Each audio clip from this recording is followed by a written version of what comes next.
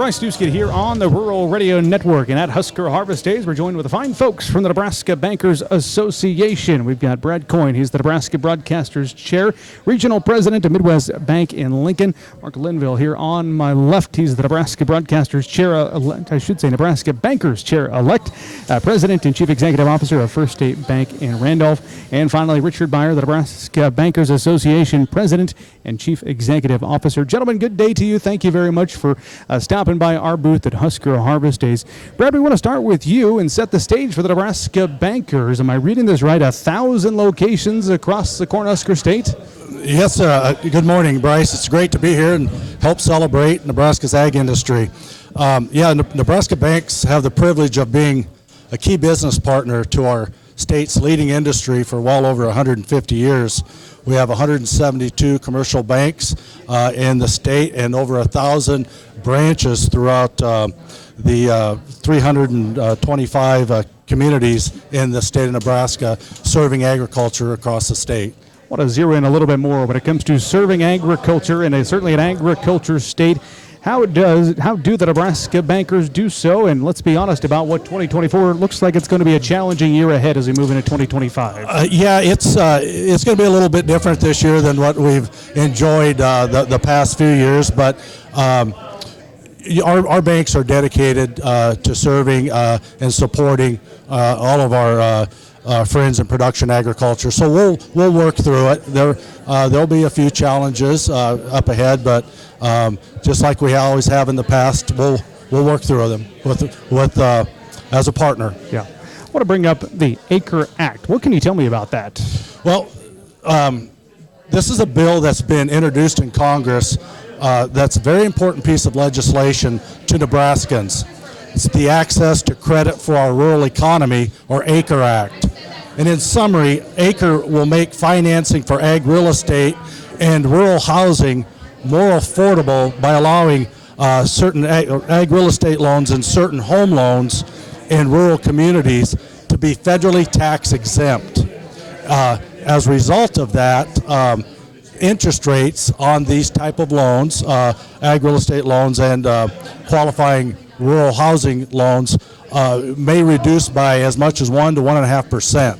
So as the act is currently written and proposed, Acre would benefit over 46,000 farms in Nebraska, over 246,000 Nebraska citizens that live in these qualifying communities, and it's estimated to save over $3.5 million in home mortgage interest in these qualifying rural communities, as well as over $48 million in interest on ag real estate debt.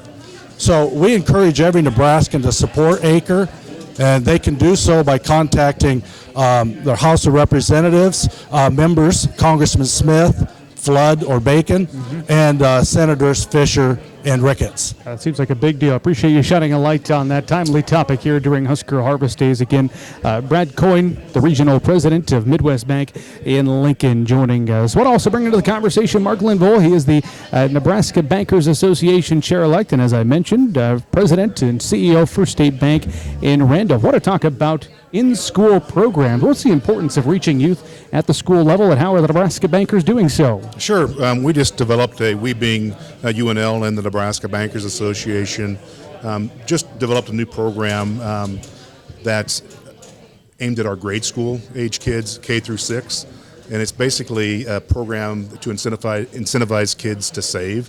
We actually, quote unquote, hire 6th grade tellers.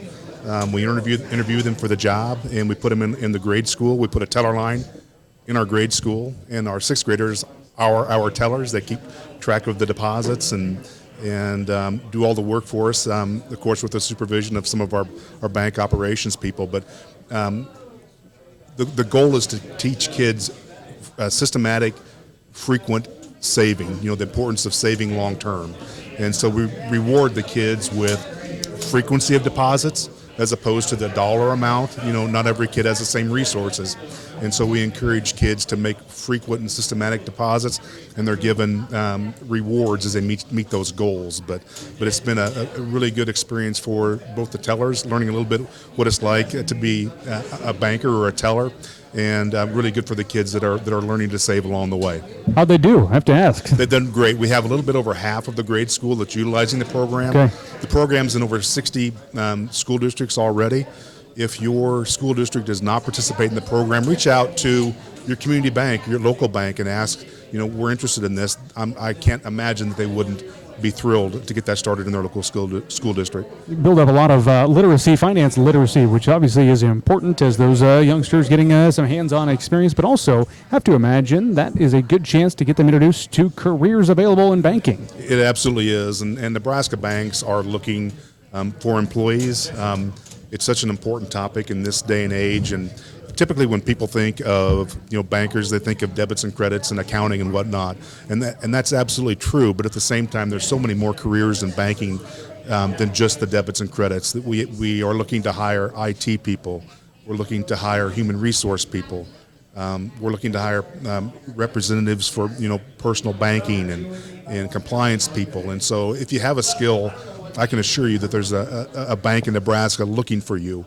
If you just Google search the Nebraska Bankers Association, they have a listing of jobs available in Nebraska, and they are from border to border.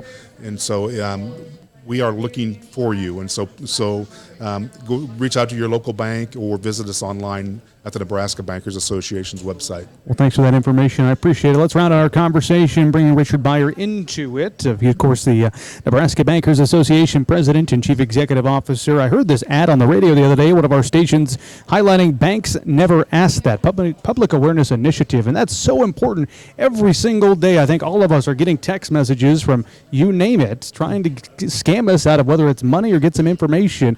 How are you guys stepping up here when it comes to consumer protection, Richard? Well, it's a great question, Bryce. I appreciate it. I'm glad you heard the ads. That's a great thing. I would tell you, as we look to protect the thousands of Nebraskans that do business with our Nebraska banks, one of the things we really are focused on is this issue of consumer protection.